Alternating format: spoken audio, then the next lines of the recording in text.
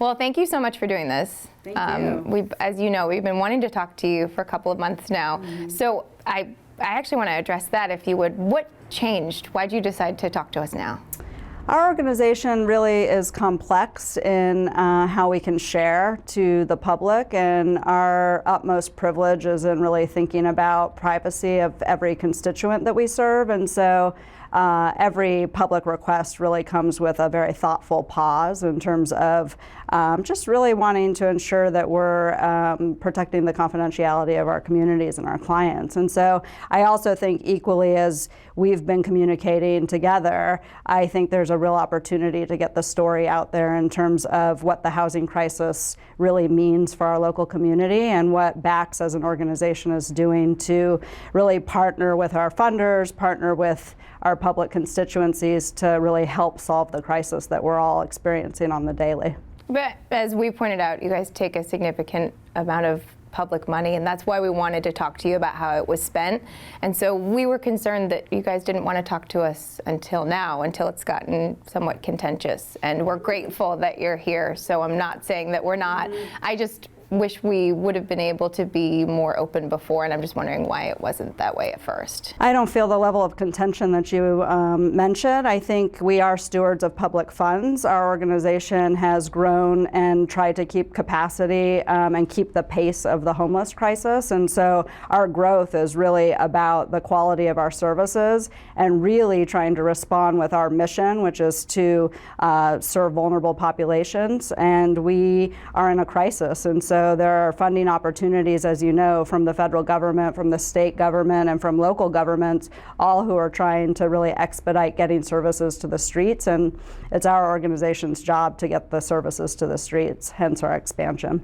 Well, I want to hear you explain to me how the rapid rehousing program works exactly. So if you could specifically talk to the Stair Center and the Henry Robinson and how sort of the rapid rehousing, how someone would get into permanent housing from one of those programs. Sure. Rapid rehousing is a national methodology and intervention. It is really about housing people into long-term housing solutions as quickly as possible. And that is the model, simply put. Okay, but how exactly would somebody go from I'm a client at the Stair Center into a permanent home in somewhere in the East Bay, for example? How would that work? So the model of rapid rehousing is really about combining short-term services with short-term rental assistance, all provided by the government funder that funds these services. And those services really work with someone based on their individual needs, their preferences, what choices they want to make in terms of what long-term housing looks like for them, what their income situation is, and then we match those individualized needs with what is in the market rate housing rental market. And so, and as you know, and as everybody knows, our market, we are in a crisis in terms of what housing is available. And certainly when an individual is very poor, perhaps receiving $900 a month in income, housing choices are really quite limited. And so our role is really to find landlords that are open to renting to formerly homeless individuals and offering clients that we work with choices, housing choices, and then it really is up to the client on what type of housing option they choose.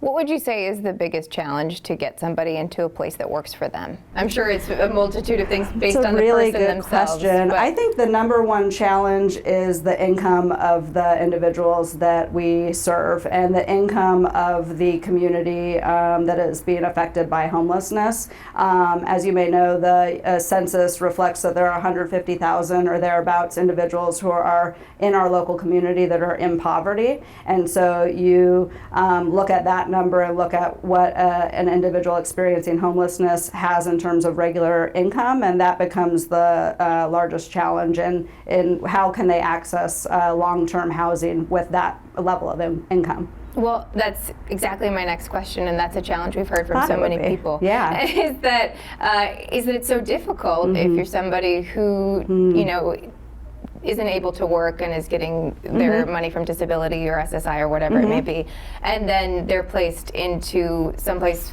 by BACS, or the BACS offered for them, that worked for them, that was a subsidy for 6 months. What do they do after that 6 months is up? So many people that we've talked to say they feel like they're set up to fail. They're grateful that they get into a place with a subsidy, but then once the 6 months is up and they can't pay $850 a month in rent, what do they do?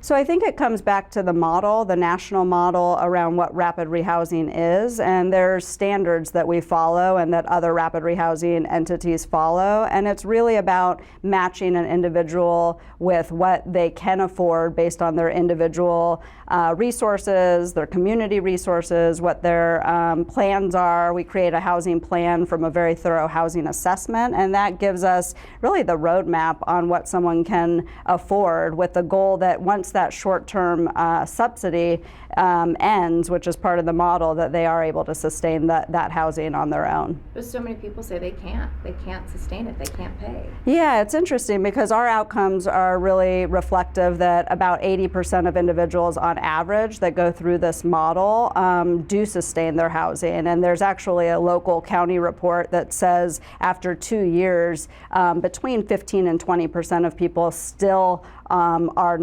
not re-entered the homeless system. So when you say so many people, you really should reflect upon the 80% of people that perhaps you aren't interviewing that are housed and do maintain their housing. And those are all individuals that BACS and other organizations and institutions really are successful with housing and keeping housed. Well, actually, you keep leading me right into my next questions, which is the success rate. The success rates are staggering. 88% success rate of permanently housing people from the Henry Robinson, 82% success rate from the Stair Center. Those numbers are almost too good to be true. Are they? Are 82% of the people that left the Stair Center still in permanent housing?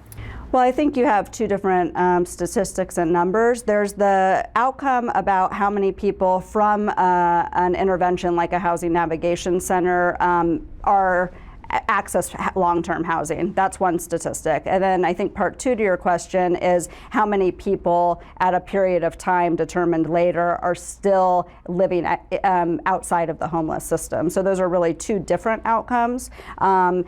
It really is based on program model, intervention, funding model, and those of course are very diverse. So the Stair Center, as you mentioned as an example, that serves 44 people at once in an individualized setting. The Henry Robinson serves very many more people, and so the budgets look different, the ratios look different, but all in all, BACS success rate does range in the 80% mark over time. So you have to really look at the period of time. You have to look at isolating the startup of a program, which of course when you start up a program that has a different short-term success rate than in a longer term.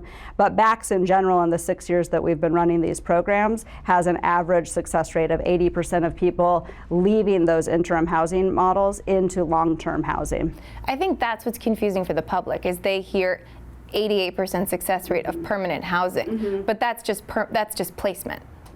The housing success rate is really when someone is living in an interim housing model like the Navigation Center. We offer that individual housing options, right? So they get to make the choice based on the options that we put in front of them. They make the choice and then they select which housing option they are comfortable accessing. And so if someone moves from an interim housing model into long-term housing, that is the outcome we're talking about. And then you just referenced a county report that you said it's only 15 to 20% of those individuals that stay permanently housed or stay in that housing? No, actually you have that in reverse, and I would encourage you to access the county reports and really go to the county or the city funders to really look at their studies and outcomes reports. We report all of our data to the funder, so whether it's the city, whether it's the county through our homeless management information system, which is a county-run system, that is where the warehousing of outcomes information is held.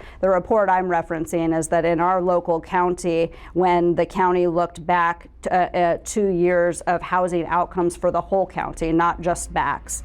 only 15 to 20% of people in that 2-year time frame went back into the homeless system. So the converse of that is that about 80% of people or 85% of people that go through county and government funded housing programs stay out of the homeless system, which is hence a very good outcome. So what does BACS follow-up look like? You're placed somewhere. Is that it? Do they have a long-term plan? Do you track to ensure that people stay? Absolutely. So BACS model follows a nationally recognized evidence-based practice called critical time intervention. And it's all about making sure that the community model sticks. And so we have baked into our model aftercare for each individual that is needs-based. And so once someone chooses housing and moves into that housing option, we're able to follow them into that housing option and teach them the skills such as how do you write a rent check every month by the 3rd of the month, or how do you navigate if your landlord isn't returning your call because there's a maintenance issue. And so our model is really teaching the skills once someone's living in that housing option. And so we also, in addition to that, do regular and periodic kind of outcomes, satisfaction, effectiveness inquiries, so that we're really about ensuring as best as we possibly can that long-term housing option sticks for that individual. So do you have those statistics of how many people it's stuck for? I would reference you to the county statistics that I referenced. But that's what I'm asking. I understand that the county looks at that, but I'm asking, does BACS say, these are our clients and here's where they are? We absolutely have our own internal statistics, as well as we dump all this information into the county homeless management information system. So what do those statistics look like? That's what I'm trying to understand is, what do the long-term numbers from BACS clients look like? If you do follow up, as you say, to make sure that people are staying in this housing, what are those numbers? I'm not understanding your specific question. So I keep saying, do you follow up with your clients to ensure that they're staying in that housing? And then what's the percentage of the people of the 80% that have been put in permanent housing? How many of that 80%? Is it 100% of the 80%? Are they all still housed? Oh, Nobody I see what fell you're back into asking. homelessness? Right. And do you track that? Yes, we absolutely do track it. It's by program and by intervention, and so I can certainly get back to you with the actual number by program or by intervention. It certainly is at or better what the county's report back is, which is that 15 to 20% of individuals. Okay, but why aren't those numbers more public? I think, again, I think that's what the discrepancy is that's confusing. We keep hearing this 80% success rate, and then we have no idea what the follow-up looks like. Yeah, I would really direct you back to the county. We publish our own annual reports. We publish periodic reports. And so we're not at all in the business of hiding information. We're transparent as an organization. And so I would really, direct you to our annual report and other reports that we have on our public website. And then I certainly would. I think the county and our local funders do also publish outcomes reports from that database system that I'm mentioning. But you as the executive director do not know what the long-term success rate looks like of how many people stay. That's really an unfair question. Well, I'm asking. She's answered the question. It's a county record.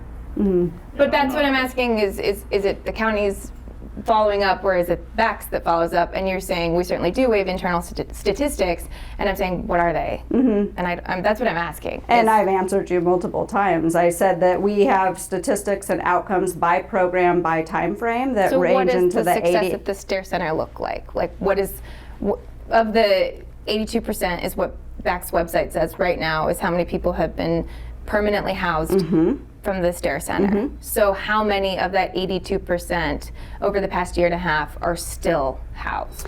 And my answer to that is the Stair Center is a new program. It's been in operation for a year and a half. Do you know how many? We do look backs in terms of each program by time frame. Yeah. We do look backs, right? So we follow up with individuals once they're housed. We have an aftercare program do you follow up with that them? is aggregated into reporting, and I can most certainly get you data if you're interested on year to date or program to date for the Stair Center. I do not have that on my person. Okay, but do you know roughly about what it is?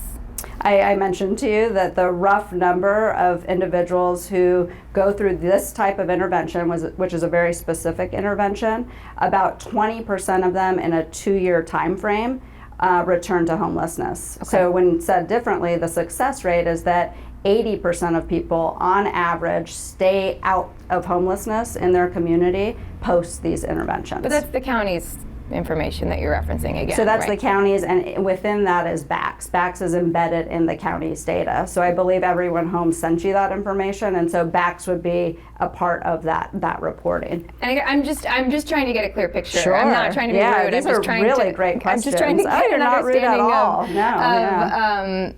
So are there checkpoints like, okay, so you are somebody who stays for a 6-month subsidy. Then do we follow up on month 7 to make sure you paid your rent? Like, are there specific checkpoints in place that BACS does to say, okay, we've checked in with all of our clients and we do this for how long? And then that gives us internal data that says this is working and these people are permanently housed. Yes, there are that's not absolute something that checkpoints, I'm yes. seeing when I look at BACS's website. And I can certainly refer you to an annual report or reporting by program on anything that we have public that answers that question more specifically. But there are absolute checkpoints. We do follow-ups. The model itself is really wonderful in that it's designed as a rapid intervention model. It's intended to rapidly house people with short-term government resources, and so there is the taxpayer savings, right? So individuals that are the most vulnerable, that are struggling with chronic homelessness, living on the streets for many years, deferred medical, sometimes active substance use, active mental health symptoms. Those are the individuals that BACS serves. That is not every homeless individual, and I do want the narrative to be into the community that not everybody that is homeless has a mental health condition, has an active substance use disorder. The individuals BACS serves are the most vulnerable. That is our mission. We are unapologetic about our mission, and so we match government funding and interventions to successfully house people and keep them housed over time. And so there is the savings to the taxpayer dollar. These same individuals should and could qualify for what is called a lifetime subsidy, permanent supportive housing. As you know, in your work with the Project Home series, there's very, very little lifetime subsidy available to these individuals. And so what BACS is doing as an innovative, efficient, mission-driven approach is saying we are not going to exclude individuals who are really suffering on the streets, and we are going to help them, and we are going to help them with housing options and choices. We will help them make the choice for themselves, and we will help them learn the skills to sustain those choices, and we are there for them. Does it work every time? Absolutely not. You know, we do not operate the properties in which people choose to be housed in. So it is a private market rate landlord. We find landlords that are willing to rent to formerly homeless individuals, and that certainly is the appeal out there. I would love the public, anybody that has access to properties or places and it has a real philanthropic interest to house the unhoused, please let us know, because that is the crisis. That is the housing shortage. That is what we need as a community if we are going to get ourselves out of this crisis. I want to ask about conditions at the Stair Center and the Henry Robinson. I've heard from people who are clients of yours that right now call the conditions, in their words, deplorable. What's being done to make sure that these are clean, safe places for people to stay? So BACS has a very effective maintenance program. We have policies and procedures. We have a property management function within our organization. When things break, we fix them. We have a multitude of trades. We have daily janitorial, 7 days a week, 2 times a day at the Stair Center.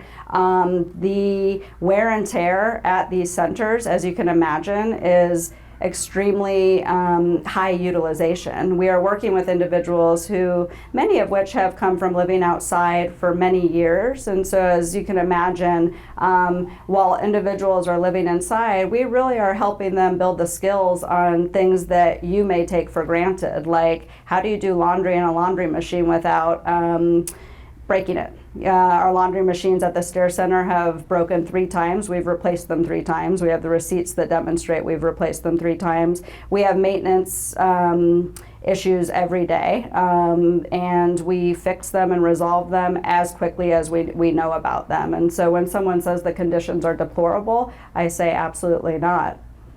There have been 79 police calls for response since it's been open, the Stair Center. Clients tell us they don't feel safe there. A lot of those calls were for assaults between clients who are staying there. Is this a safe place? Absolutely. So I think our police partners are really important to the health and safety and well-being of our community. The Stair Center is no different than that. Again, when you congregate 44 individuals together that are not used to being together in an environment, you are going to have issues of conflict. Part of our model is that we have 24/7 staffing. We have a minimum of 2 staff per shift. Do people stay in the Stair Center overnight? We have with 2 the clients? Yes, we have 2 staff per shift, 365 days a year. Are they in the space where the clients are They're sleeping? in the entire space. So they do rounds throughout the entire Stair Center. The Stair Center is unique in that we're really trying to create a center where people are treated as adults. So what's different and unique about this model is there aren't heavy restrictions and rules, and that's why people are willing to come inside. We're working with individuals who have lived in many shelters throughout their time, and they're willing to try the Stair Center because they know and hear that the level of programming is really trying to help people be independent, self-sufficient, and so with that comes conflicts. Are there physical conflicts or verbal conflicts between clients at the Stair Center? Yes, that is part of the business. We rely heavily on our police partners who have been extremely responsive. Our clients rely heavily on the community itself to ensure that their health and safety is protected at utmost.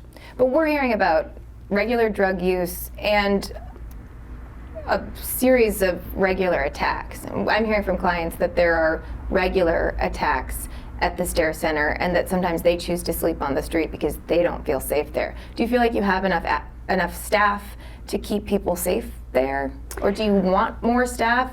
Is there something that can change so that this culture of assaults, open drug use changes or can be curbed? Let me address the drug use. So we have a policy of no drug use on site. Again, individuals are coming with all of the complexities that they have. And so as an organization, our philosophy is to ensure that there's access to these types of programs. That is unique. There are many programs that say you can come into the program, but you must be clean and sober. What we say is that, of course, being clean and sober is the goal. People are living with active addictions and substance use issues, as many other things as well. And so we have a policy and a practice that we do not allow substance use on site. If someone is actively using on site, we counsel them, we talk with them. Our 24-hour staff is there for that exact purpose. If someone is unable to really change that behavior while they're living on site and there's multiple substance use challenges, then we may need to help that individual find another program that's more suited for that active addiction. With physical violence, as I mentioned, there's conflicts that arise and there's adequate and active staffing that is able to respond to verbal conflicts, physical conflicts amongst clients. And our goal too is really to teach them how to live in a space and be with people and not have physical or verbal conflicts with each other. If this place is safe and there's adequate staff, why do we hear from your clients that they don't feel safe there? I think you may be talking to a small group of clients. I think we too have relationships with our clients, and when they let us know that they have needs or challenges, we are there to help them. We have robust training policies and procedures, and we work with people whether they feel safe at this center, whether they feel safe outside of the center. That's just part of our work, and our job is to really help them work through processes and ensure the health and safety of everybody that's at the Stair Center. Speaking to some specific client cases, I have to ask about Erika Miles. Why was she placed in a garage that had a rat infestation, mold, nails sticking out of the walls, period? Why was that ever an option from BACS? As you know, I'm not going to get into specific client issues because the ethic of BACS is that we can't talk about people's individual issues, behavioral issues that may result in them compromising their housing. So are you saying Erika compromised her housing and that's why you can't talk about it? I'm not asking about why she left the place. She tells us she left because of all of the things I just mentioned. I'm asking why anyone was ever placed in a garage and why taxpayers paid for that. For the question on whether that individual was placed in a garage, our documentation shows that she was not placed in a garage. I will not get into the behavioral issues that may have been involved with I have a report from the building inspector that shows client Erika Miles in a garage, and that's where she last was placed by BACS. So. Yeah, and what I will say is that BACS did not place her in a garage. We can't control. Was she offered a garage by BACS? I mean, I don't understand how she ended up in. Right. What I'll say is that we did not place that individual in a garage. We're not going to go any further in it. I mean, can you say you visit the property? I did visit the property. So just tell Okay. me you visited the property. Yeah, so I think I visited the property myself. I talked to the landlord myself. BACS housing arrangement and housing offering to Erika was not in a garage. There's a single family home with multiple bedrooms at that house, and so BACS did not place that individual in a garage. We have images of the garage and an address from the building inspector. I went there myself and saw. Did you the also space. see bedrooms in that house? I saw the garage that had 2 mattresses in it. Did you see the bedrooms that also have mattresses in them? I did not, because the place had been Right. closed by the building inspector because it was deemed unsafe to Okay. have anybody inside. Yeah, so I think what I'll offer back is that BACS did not place that individual in a garage. That garage also was attached to a single family home with multiple bedrooms, and so that's where I'll leave it. But yeah, I won't talk about the And do you behavioral know health issues. that she was not sleeping in this garage, and you're saying the single family homeowner that also had beds in this garage had her sleeping inside? And you know that for certain? We can't control what happens between a landlord and a client after our interventions and services stop. And so this, again, I think it goes back she to said the she was there housing for 6 model months, and the that individual. gets back to my follow-up. Did BACS go follow up at this location to see that she was in a safe place? I personally went and followed up at this location. 6 months in, when she was sleeping in the garage? What I'll say is that we help house people with private landlords, right? And so our job is to screen landlords, to find places and to offer choices to individuals. We did not place an individual in a garage. Did the during landlord the that services. you gave money to place her in the garage? I think you'd have to ask the landlord that. She says that that's where the landlord placed her with money from BACS, which is public money, and that's the concern. Yes, and I'll say that with the public money that BACS issued for this individual, it was not for a garage.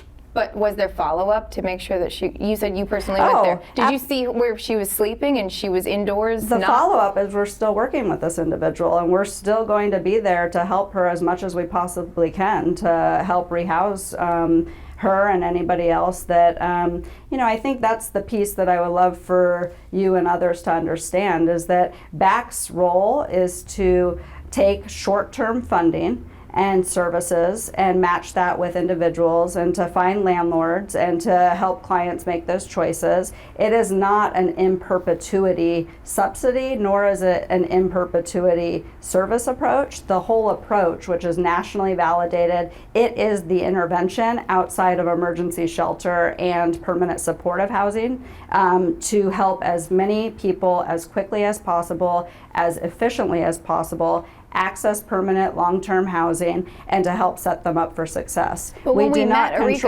was in a landlords. tent again. She was sleeping on the street once again. We do not control the landlords, and clients, we can help them as much as we possibly can, and clients too have to work, on the skills they need to maintain long-term housing. But she was placed somewhere that she says was a garage, that she showed us was a garage, that the building inspector shut down because it was a garage that should not have been inhabited. Then she ended up back out on the street, and she says she didn't hear from BACS until we did a story about her. I can't speak to when she heard from us or not. I can speak to us continuing to help individuals like Erika Can you get the just help say if that they that's need. true or not? If you can refute what she's saying to us, because Let's get the information you need. Let's take a second first, if you won't. Excuse me. Let's find out what the situation here. So I we think- have all the information. Let's get it. Are we off camera? I can't Can tell. we stop recording for a second? Can we go off record just for a moment because we have some individual issues to deal with? well, Please, I don't please. feel comfortable going off the record. Well, we'll come back to you. We just want to make sure that you have the right information. That's all. And you, I can share, it's just that sometimes people choose to disengage with the housing that they have opted into. but that's not what happened in this case. Well, or is it?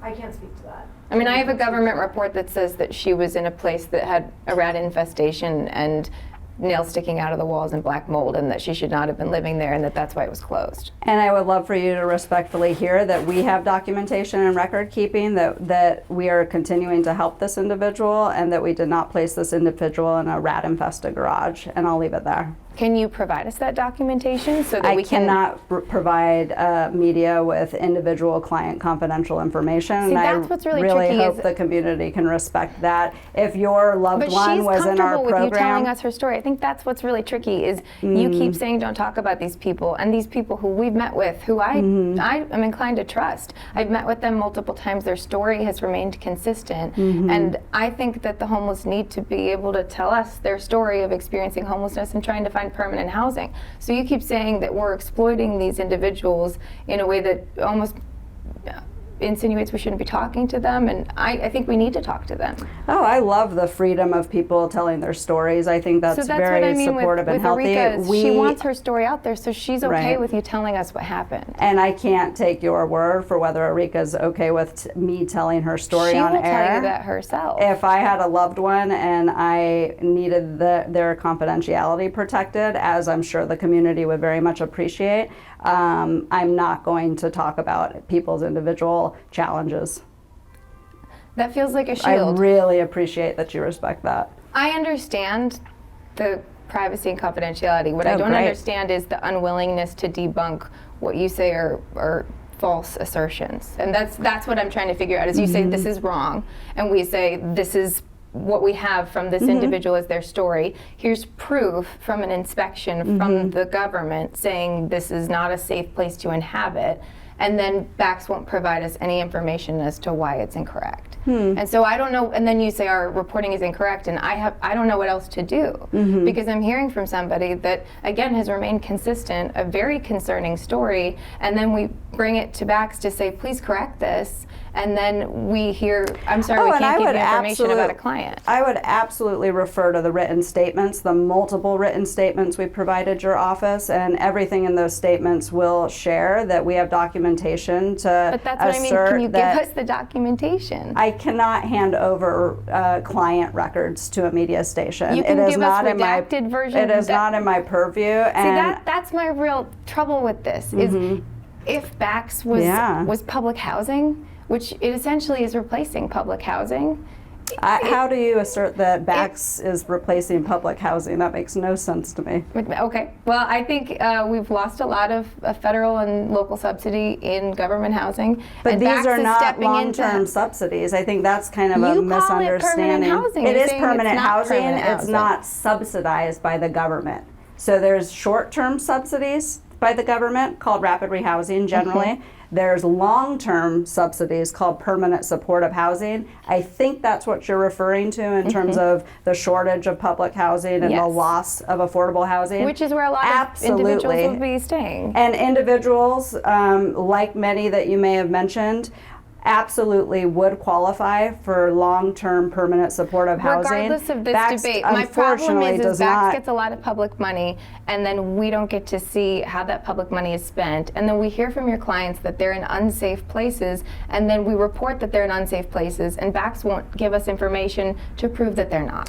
I think BACS, we served 8,500 people last year. I have to believe that you didn't talk to 8,500 people. And so I really appreciate the stories of 4 individuals that you've brought to my attention. I would love for you to be able to talk to many, many other individuals who are housed, who have lived on the streets, have lived in Oakland, in Berkeley. This is their community. They've suffered from generational trauma and poverty, and those individuals should be really uplifted in our community right now. You're not worried about the people that are coming to us saying that what BACS is doing for them I is not work working? with every individual, and our staff support every individual that we serve. When individuals need our help, they know our phone number, they can call us, and I would love to be able to just say that to the community, the need right now is for affordable housing, permanent affordable housing. I am the biggest advocate and proponent of that. Our services and structures are really working within the confines of the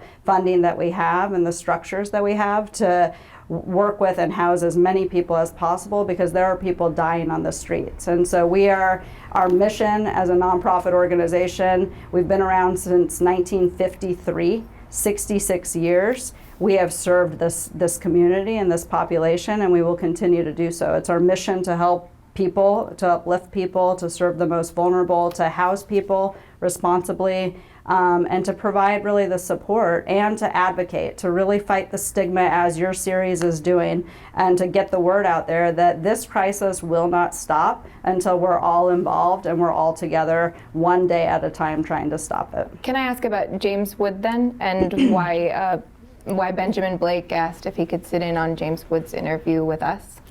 So Benjamin Blake is a staff at BACS, and we offer support to every client in every scenario possible. I actually think it's a wonderful thing that a senior level staff would offer support to any individual. That shows that our organization is an organization where all of us roll up our sleeves as staff persons, as managers, to help individuals with, really if whatever their needs are, whether it's a help with an individual going to a job interview, our staff will take them to a job interview, whether it's help teaching someone how to wash their laundry. But this was at a time when BACS had said multiple times that you would not provide anyone to speak to us on camera. So what I don't understand is how Benjamin Blake was asking to go sit with James Wood when he talked to us and not tell us who he was.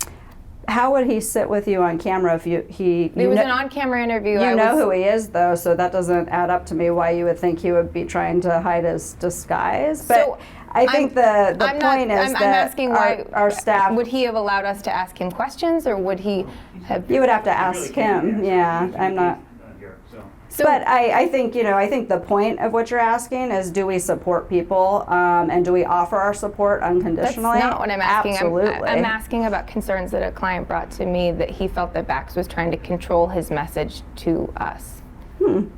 This is the first time I'm hearing that he said that. I think, like I said, the offer of support and our lens and philosophy is to help people with whatever their needs are and to offer that real helping hand. He said he was asked to talk only positively about BACS, and that's what Benjamin was hoping that he would do. Right, so this individual has shared a lot of accolades about how supportive BACS has been as an organization. He's also shared with us how he feels really unsafe there. He's shared with us a lot of great feedback in terms of how challenging the program is. I, again, cannot get into individual challenges related to individuals.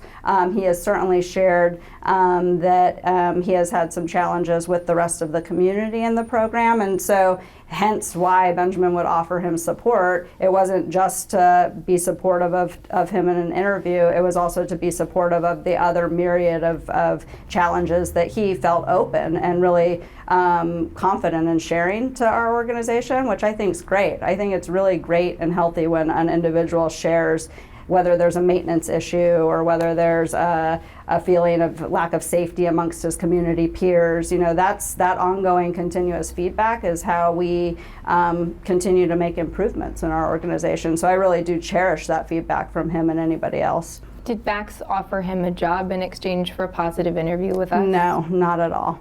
Okay. Yeah. Did BACS offer him a housing voucher in exchange for a positive interview? We don't have access to housing vouchers. It goes back to what I was saying in terms of affordable housing and permanent supportive housing.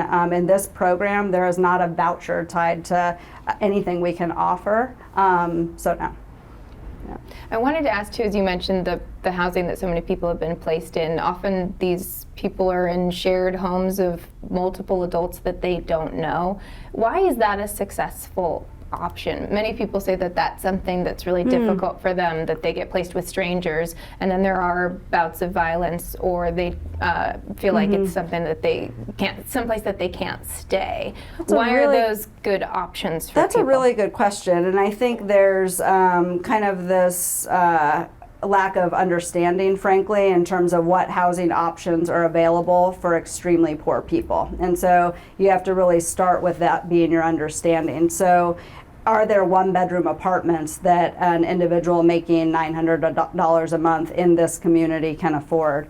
Chances are not. So in the rare case where someone is able to access one of the vouchers that you talked about, a permanent supportive housing voucher that is controlled by the public funders, not by BACS, that may be an option.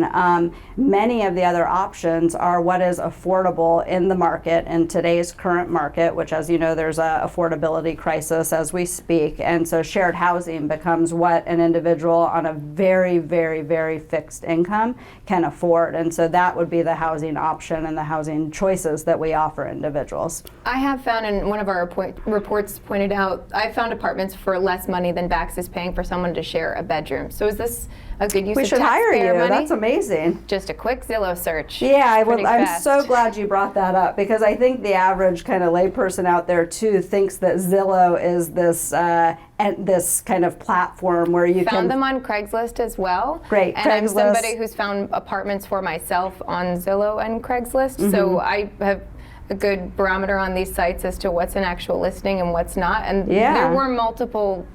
So I guess, there were multiple yeah. options for less than $800 a month for Sure. a single room. I think the education I'd give back is whether that unit accepts someone with multiple evictions on their record, as an example, or whether that unit accepts someone that doesn't have 3 times the amount of income. So you're on saying their, it's a landlord problem? Landlords don't want to rent to your clients? I'm saying that when you look at places like Zillow and you look at some of the kind of barriers in the market to renting to formerly homeless individuals,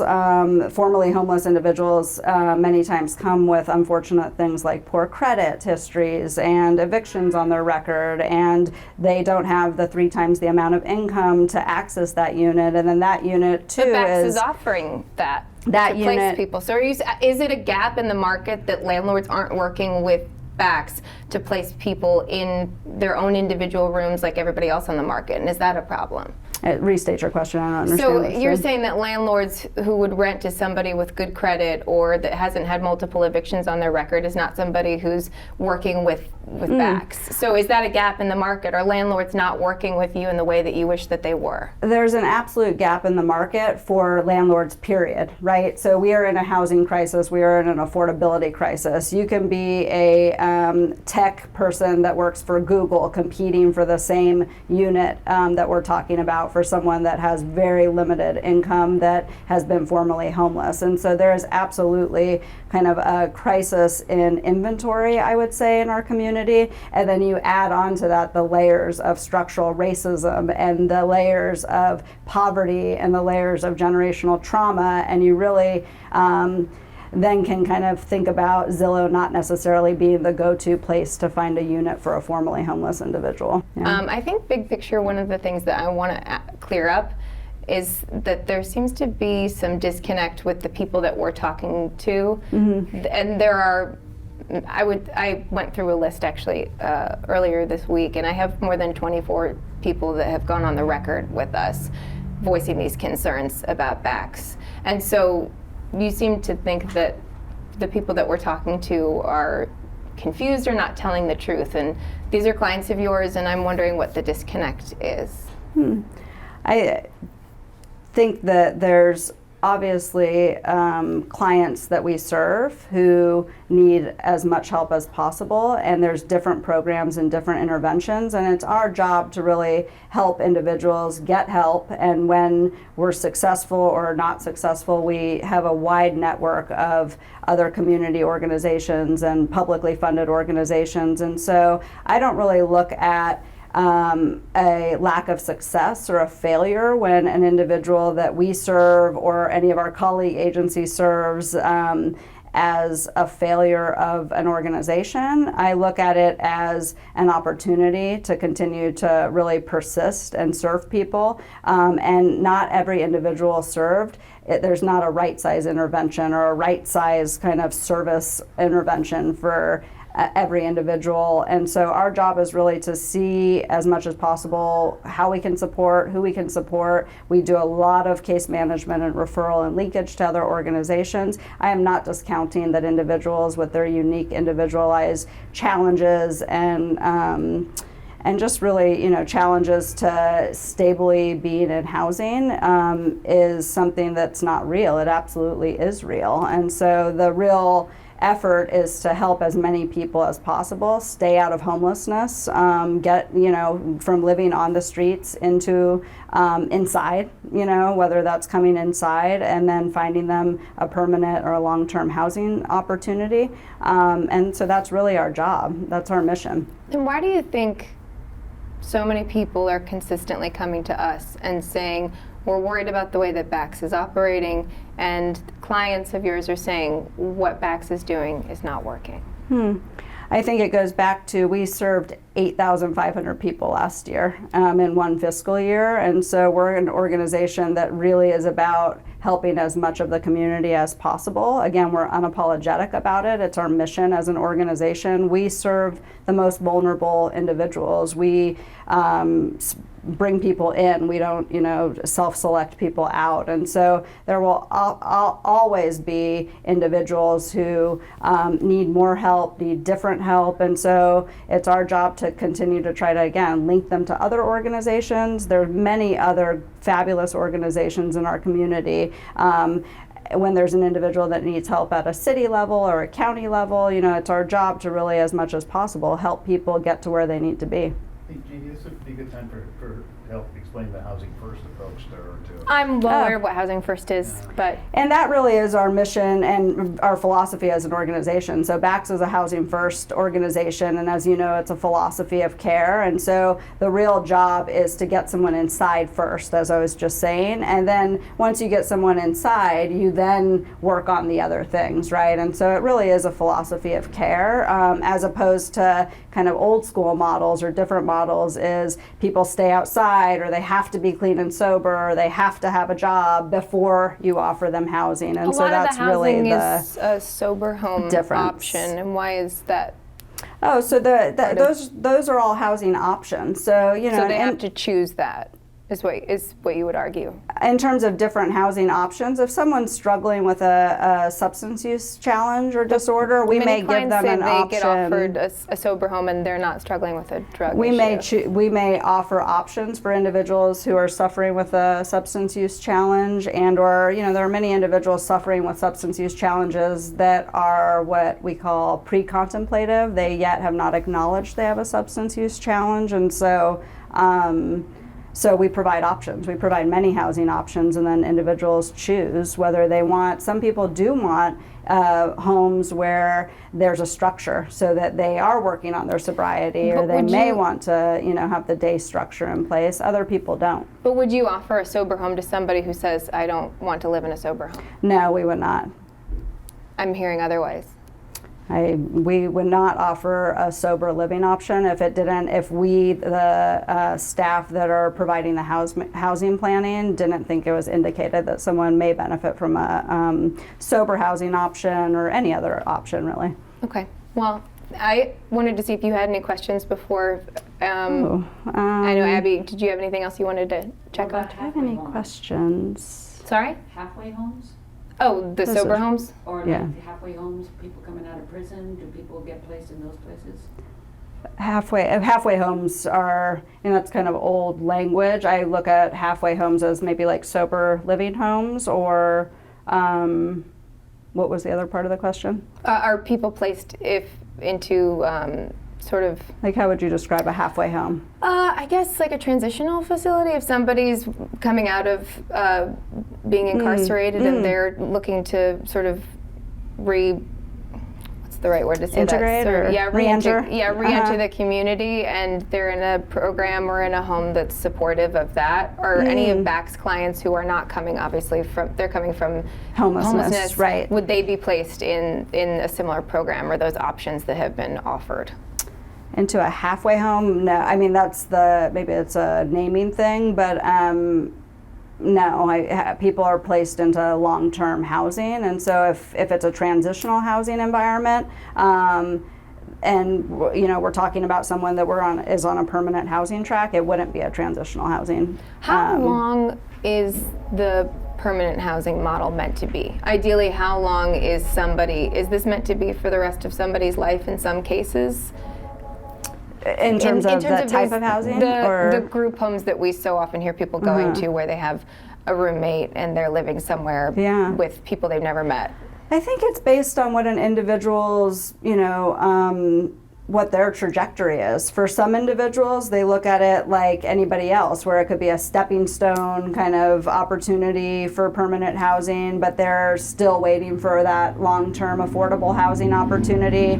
For others, yes, it absolutely is. I think there's also, I think something I would say in terms of your offer to ask questions is, shared living is not necessarily, there are a group of people where shared living is something that really helps them. So when we talk about seniors, in isolation, or people with significant mental health issues, or even individuals who may be working on a substance use challenge, it's not necessarily a bad thing to live in a shared living environment or a co-op environment where people can kind of build community together, make a meal together, those kinds of things. So I think that's important just in terms of the landscape to point out as well.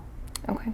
Did you have one other question? Yeah, you mentioned annual reports, but the only annual report we were able to find by BACS is years old.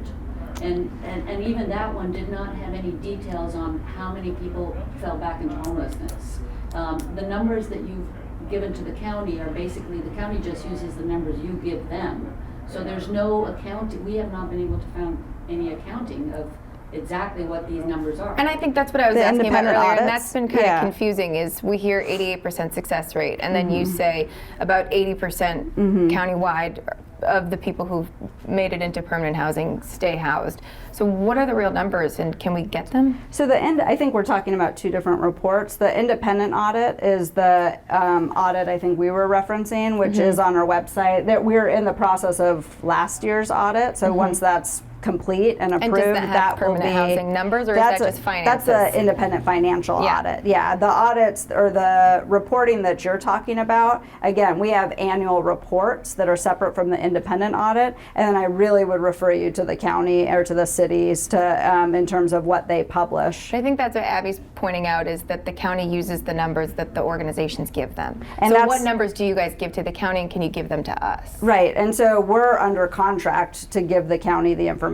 So that is our contractual obligation, is to put that data into the county homeless management information system. That's a national kind of a national obligation for data. Can we get those numbers? And so what I would offer to you, and I don't have them right now at my fingertips, is our annual report that BACS publishes that talk about number of people served and general outcomes, which I'm happy to share with you. And will it say how many people have I stayed don't have it in front of me, but yeah, we will. Does the report say how many people stayed in permanent housing? I will look as soon as I think what I'd just like to note is that you're asking for our numbers to verify what we give to the county. We give the county the data that we have, and they also report out on it. So you're going to see the same things from our numbers that you see. But I think the countywide report, as you were saying, is all encompassing of all programs and not specific to BACS. And what we're asking for is BACS specific numbers.